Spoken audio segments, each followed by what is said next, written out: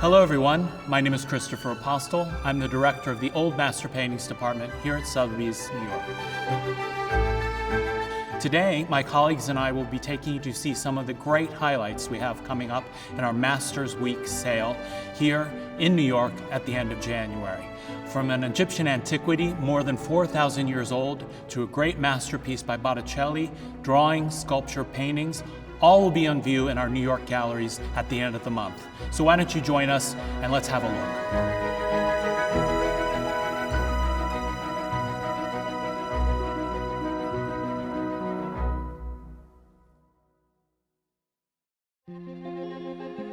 Today, I'd like to start by talking about three masterpieces of the Italian Renaissance. Secular and religious alike, each one exemplifies the artist and the culture of its milieu.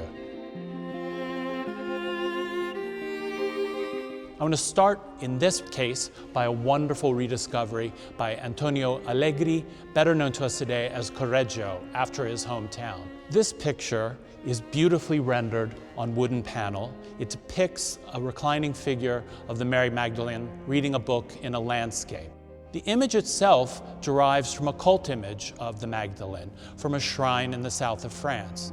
Emblematic of Correggio's style is the beautiful sensuous depiction of the Magdalene, the wonderful attention to detail of the greenery in the foreground, the soft and almost smoky lighting. It's an example of his work at its best and something I'm very proud to present to you today. Let me take you now to see another great masterpiece by a very famous artist, Giovanni Bellini. Bellini is, without a doubt, the father of Venetian painting. He was the teacher of Titian, he was the teacher of Giorgione, the teacher of Sebastiano del Piombo, and I don't think it's an overstatement to say that before Giovanni Bellini and after Giovanni Bellini, Venetian painting was an entirely different thing. This, in fact, is an early work by the artist, dating to about 1460. It's the moment he becomes an independent master. But you already see how he's looking forward to a more robust, lively approach to the figures of the Madonna and Child.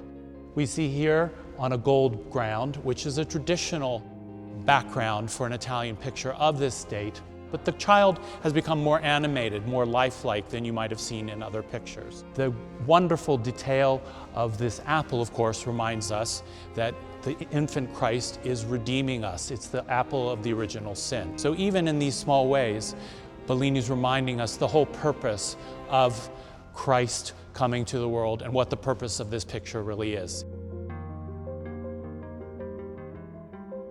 Now let me take you to another picture, this time secular in nature. We have in January a wonderful painting by Andrea del Sarto. Del Sarto is one of the great masters of the Florentine Renaissance. Unlike Leonardo, Raphael, Michelangelo, he stayed in Florence for most of his career, and many of his great works are still there today. This is a rare portrait by him. It's a fascinating, informal portrait, which was very different from the portraiture that we saw 20, 30 years earlier. As with many portraits of this date, we aren't really sure who the sitter is. He certainly must be someone from the upper echelons of Florentine society, a noble, a wealthy merchant, but we think he could be someone as important as a member of the Medici family. And Del Sarto would have been amongst the most important artists of the city and only accessible to the very richest and most important patrons. But now, let me hand you off to some of my colleagues who will show you some of the other masterpieces that are here at Sotheby's, New York.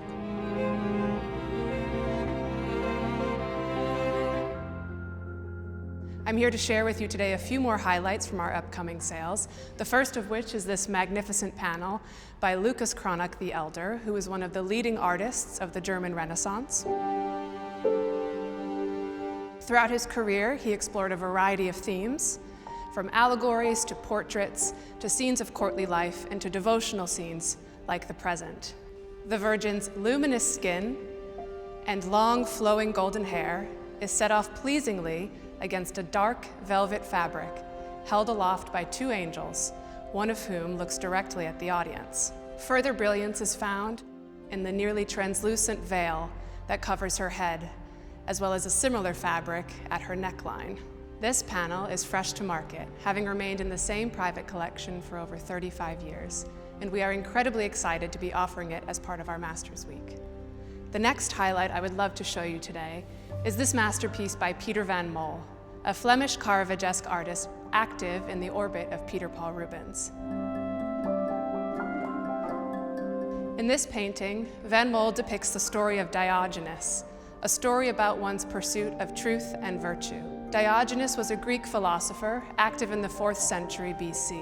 He is said to have wandered the streets of Athens with a lantern in hand in search of an honest man.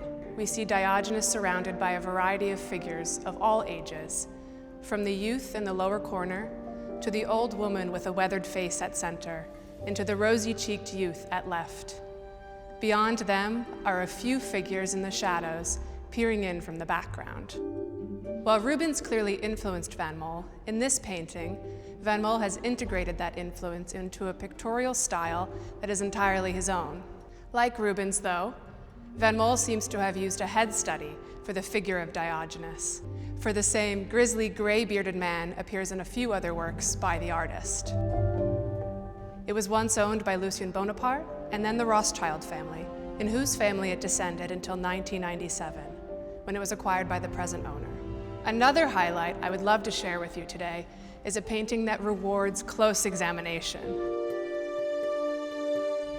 It is a work by Adrian Corta, a Dutch artist active around the turn of the 18th century. A soft, diffuse light bathes this scene of wild strawberries in a Wanli bowl. The rich, vibrant reds and stippled texture of the strawberries serve to pleasingly complement the soft, white surface of the porcelain bowl, upon which we find some wonderfully poetic illustrations of deer painted in pastel tones of blue and green. Emerging from the bowl is a single white blossom, a characteristic feature in many of Corta's works. What is most remarkable about this painting is the balance of the seemingly effortless elegance with the high attention to detail. It is the interplay of these two elements that is a quintessential feature of Corta's works, and what makes his paintings so appealing to the modern eye. Paintings by Corta are very rare, as just over 60 examples are known. As such, this painting makes a wonderful opportunity for collectors.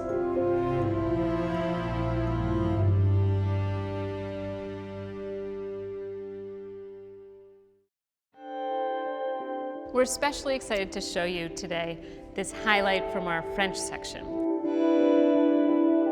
A portrait by Nicolas de Largillière, which dates from 1714.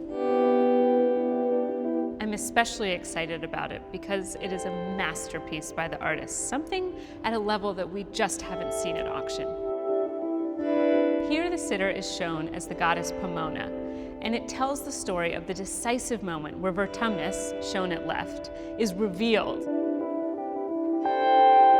And Cupid takes that disguise off in a clever and playful way. What I love about the painting is how Largillière hasn't depicted her in some sort of surprised state. She has a confident, beguiling gaze as she looks directly out at the viewer in a really beautiful, powerful way. It also has an incredible provenance, having recently been restituted to the heirs of Jules Strauss after it had been hanging in Dresden since 1959. This stunning portrait is one of many beautiful French 18th century paintings that we have in the auction, but we also have some incredible works of 3 dimensions in the sale.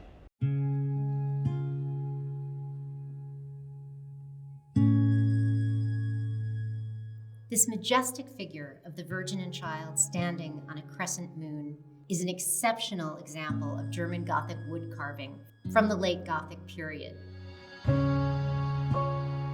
This is one of the finest pieces that has come to the market in recent years, and it was certainly prized in the medieval period. Produced in 1475 to 85 and attributed to Hans Commensenser, he was a leading sculptor who is also a star pupil of the most influential German Gothic wood sculptor, Nicholas Gerhard von Leyden. The Virgin here is elegant. She sways slightly, she turns gently toward the child, but she's holding him in her arms, while he holds one hand up in benediction and the other he offers an apple to us. The carving is an intimate moment between mother and child. And while it's intimate and tender, they're not looking at each other, they're looking at us, the viewer, asking us to be a part of this moment. Here the facial features, but particularly in the Madonna, are refined, are delicate, and remind us of the incredible paintings with porcelain-like finishes of the 15th century by masters like Roger van der Weyden and Hans Memling. It is a pleasure to walk up to this sculpture and walk around the sculpture and see the volume of folds and the drama, and to see what Kamen Setzer was able to accomplish with one single piece of wood.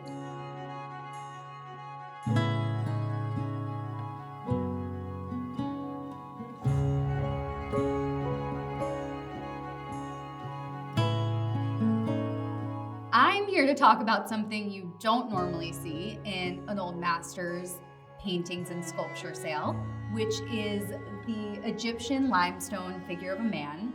This work is 4,500 years old and dates to Egypt's 5th dynasty, which makes it the oldest thing that we are selling this week, and also a foundational work in the history of Western art. And that's what's really so exciting about this piece to me, is that this is an early example of human figuration, and specifically of man depicting himself in motion. And you see that because his left foot is striving forward. He's incredibly naturalistically rendered. You see the soft curvature on the torso, you see the lines on the biceps, and this is an iconography that is just so foundational to the canon of Western art and gets repeated over and over again from old masters to the 20th century artists like Alberto Giacometti, whose seminal series, The Walking Man, we know was directly inspired by Egyptian art from the Old Kingdom, which this piece belongs to. We're so excited to be including this work and all of the others that you've seen today. Thank you so much for joining us, and we hope that you tune in to join the sales.